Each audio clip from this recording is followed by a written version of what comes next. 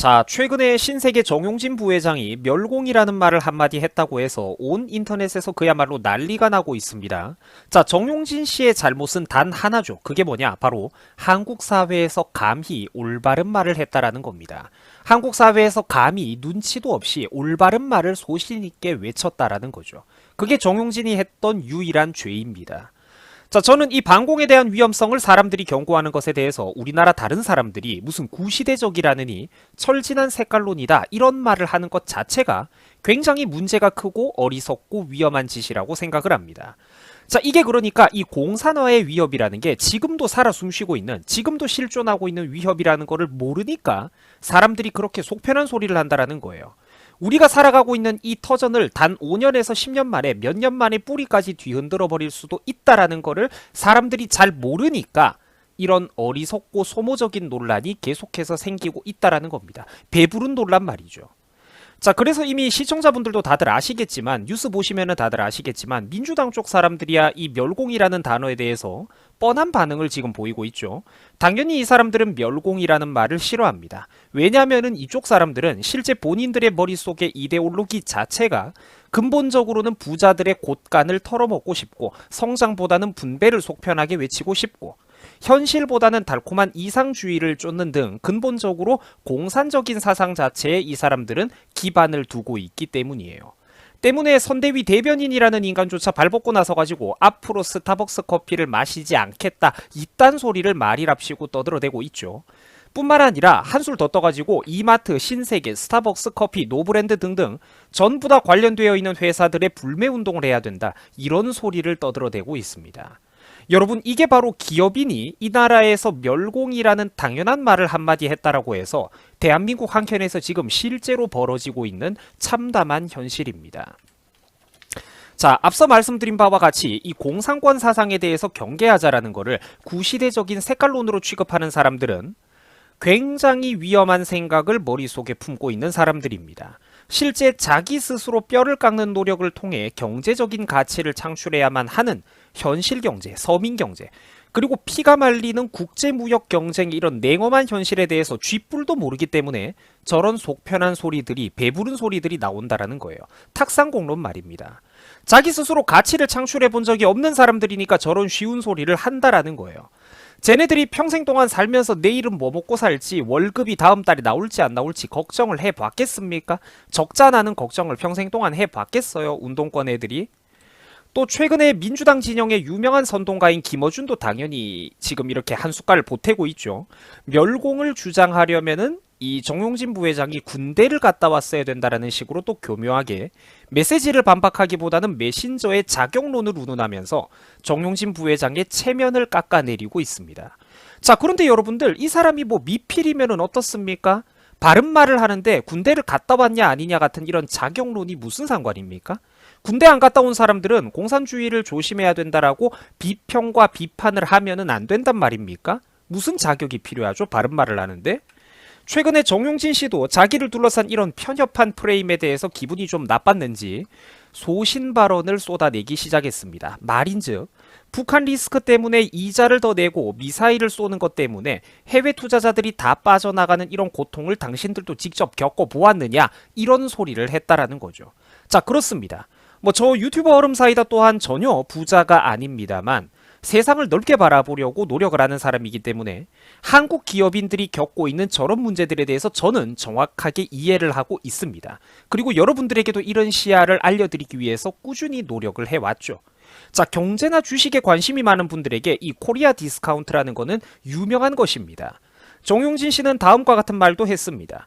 이런 문제들이 누군가에게는 정치적인 선문답에 불과할지도 모르지만 나 같은 기업인들에게는 바로 피부에 와닿는 현실이다.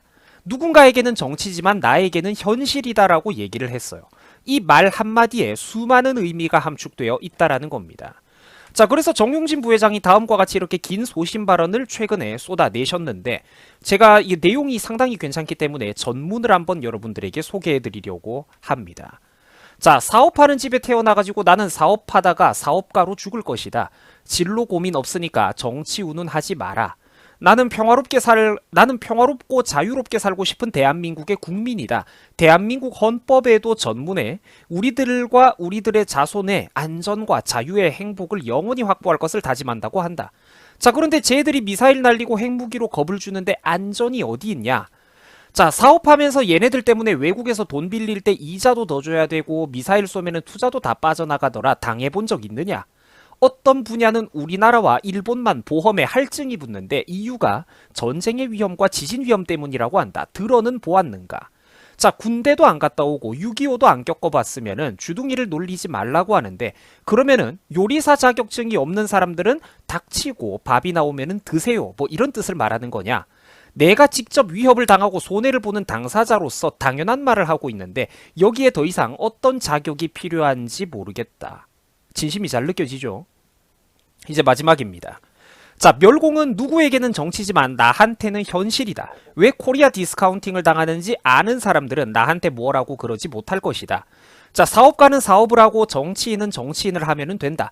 나는 사업가로서, 그리고 내가 사는 이 나라에 언제 미사일이 날아올지 모르는 불안한 매일을 맞이하는 그런 대한민국의 국민으로서 느끼고 있는 당연한 마음을 얘기했던 것이다. 내 일상의 언어가 정치로 이용될 수 있다는 것까지 계산해야 되는 감, 내 갓끈을 어디서 매야 하는지 눈치 빠르게 알아야 되는 센스가 사업가의 자질이라면 앞으로 함양할 것이다. 뭐 이런 얘기들을 하고 있습니다. 툭하면은 그러니까 정치적인 논란이 생기고 표현의 자유가 극도로 이렇게 제한당하는 어떤 현실에 대해서 한 기업인이자, 아니 기업인이기 전에 똑같은 대한민국의 국민으로서 어떤 마음속의 답답함, 느꼈던 갑갑함, 염증을 지금 이제 참았던 울분을 쏟아내고 있는 모습이죠. 뭐 특히 그런데 이 정용진 부회장의 말 중에 특히 와닿는 부분은 바로 이 부분입니다. 이 모든 것들이 누군가에게는 정치, 이념 논쟁에 불과할지 몰라도 나에게는 피부에 와닿는 현실이다. 누군가에게는 정치지만 나에게는 와닿는 현실이다. 라는 부분입니다. 저 역시 정용진 부회장의 감정에 100% 동의합니다. 바로 이런 기업인들, 대한민국 기업인들의 관점과 어려움을 시청자 여러분들에게 설명드리려고 제가 지난 수년 동안 무던히 애를 써왔죠.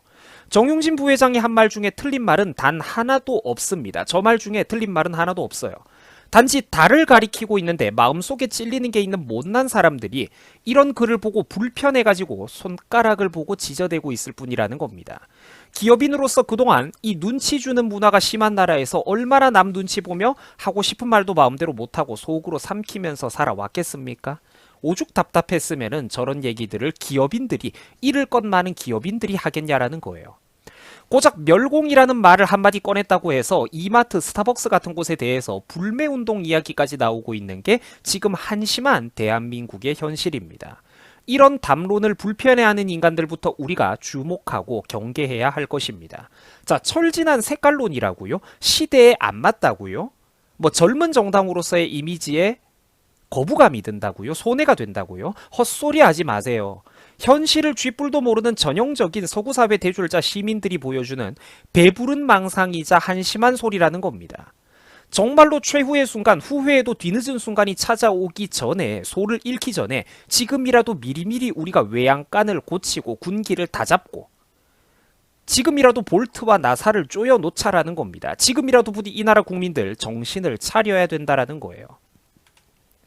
제가 그리고 배경 지식 차원에서 시청자 여러분들에게 유명한 학자 한 분을 소개해드릴까 합니다. 뭐 나름대로 읽어볼 만한 내용들이 많을 거예요. 자, 어떤 나라의 조용한 침공이라는 책을 쓴 클라이브 해밀턴 교수라는 분이 있습니다. 그 덩치 큰 어떤 나라의 조용한 침공을 조심해야 된다라고 얘기를 하고 있어요. 자, 그 나라의 조용한 침공, 그리고 보이지 않는 붉은 손이라는 어떤 대표적인 저서들이 있죠. 자, 이 책들은 여러 가지 깊고 복잡한 문제들을 전문적으로 다루고 있습니다만 제가 간략하게 마음에 드는 부분들을 좀 설명을 해드리자면, 바로 저 역시 유튜브 채널에서 끊임없이 경고해봤던 그 메시지들과 내용들을 똑같이 담고 있다는 겁니다. 어떤 거냐? 오늘날 평화에 찌들어 있는 서구 사회 전반은 반공에 대한 긴장감이 매우 느슨해져 있다는 겁니다. 이 사회적 체제에 대한 시민사회의 어떤 그런 신념과 의식이 매우 느슨해져 있다는 거예요. 긴장감이 없다는 겁니다. 무엇보다도 뼈가 아픈 게 뭐냐면은, 대중들은 그래 어리석을 수도 있는데, 물론 현대사회 유권자들이 그러면은 안 되겠지만 대중들은 어리석을 수가 있는데 무엇보다도 뼈가 아픈 거는 바로 이런 자유진영 국가들의 많이 배우고 배울 만큼 배운 정치와 언론의 엘리트들마저 사상적인 타락과 침묵이 심각하다라는 겁니다. 그들조차 10대, 20대 성장 환경에서 자연스럽게 이런 미디어나 교육을 통해 가지고 편향된 정보와 이념을 주입받아 버리면 그 이념은 거의 평생 동안 그 사람의 머릿속에 자리 잡으면서 끊임없이 영향력을 행사하게 되고 똑똑하고 아까운 인재들의 눈과 귀를 가로막게 된다라는 겁니다. 자, 해밀턴 교수는 실제로 이런 인터뷰를 한 적이 있습니다. 자기가 반공 그리고 중국에 대한 경각심을 촉구하는 어떤 책을 썼는데 이거를 선뜻 출판해 줄 수 있는 출판사를 찾기가 매우 힘들었다라고 해요. 왜냐면은 이런 주제는 다룰 때마다 쉽게 사회적으로 논란이 되고 인터넷과 여론으로부터 댓글에 어떤 공격을 받고 불매운동까지 진행되는 등 출판사 입장에서는 사업하기도 바쁜 와중에 여러 가지 잡다한 문제에 시달릴 각오를 해야 됐기 때문입니다. 소위 리스크가 있어가지고 이런 종류의 책을 쓰는데 눈치를 보게 되더라는 것이죠.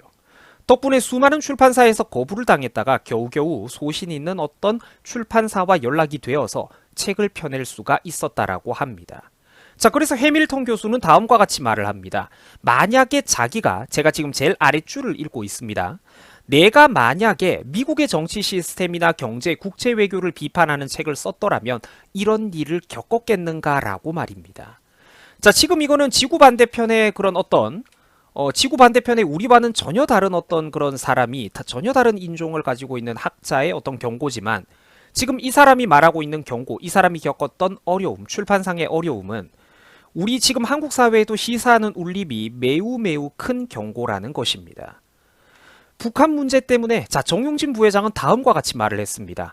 북한 문제 때문에 국제 자본을 빌릴 때 이자를 더 많이 내고 보험비 리스크를 더 크게 할증을 짊어지고 미사일을 쐈다는 뉴스가 한번 나올 때마다 수많은 해외 자본 투자자들이 빠져나가는 그 나쁜 경험을 당신들도 해봤느냐라고 합니다. 적어도 이 사람에게 안보는 저기 지구 반대편에서 벌어지는 어떤 그런 게 아니라 실존하는 자신이 먹고 사는 또 자기가 책임지고 있는 수천 수만 명의 직원들의 생계와 직결되는 이 사업 활동에 밥 벌어 먹고 사는 활동에 정말로 연결되어 있는 문제가 바로 이 대한민국의 지정학적인 안보 문제였다라는 거예요. 정치인들보다 오히려 훨씬 더 이런 사람들이 민감하게 이런 문제의 리스크와 불편을 이해하고 와닿게 느끼고 있다라는 겁니다. 나라 꼬라지가 얼마나 답답했으면 참다가 저렇게 잃을 게 많은 기업 총수의 입에서 이런 말들이 나오겠습니까? 그리고 바로 좌파 진영들이 하고 있는 짓을 한번 보세요. 이런 기업인들의 표현의 자유를 깡그리 무시하면서 무한한 책임을 요구하면서 회사를 통째로 잡아 없애려고 하고 있죠. 기업인도 어떻게 보면 똑같은 일개 국민 중에 한 사람인데 자기들 정치인들보다 훨씬 더 발언을 확대 해석해가지고 온갖 리스크를 짊어지우고 그 입을 틀어막으려고 사실상의 강제력과 위압적인 분위기를 조성하고 있다는 겁니다. 자, 앞으로 제 인생의 대형마트는 이제부터 무조건 이마트입니다. 저는 무조건 이마트에서 물건을 사서 쓰겠습니다. 커피 마실 때는 무조건 스타벅스에 가고 저렴한 간식 같은 것들은 노브랜드에서 사 먹겠습니다. 반공을 외치는 한국의 기업인들은 앞으로 무조건 제가 무지성으로 지지하고 홍보하고 응원을 하겠습니다. 여러분들 수고하셨습니다.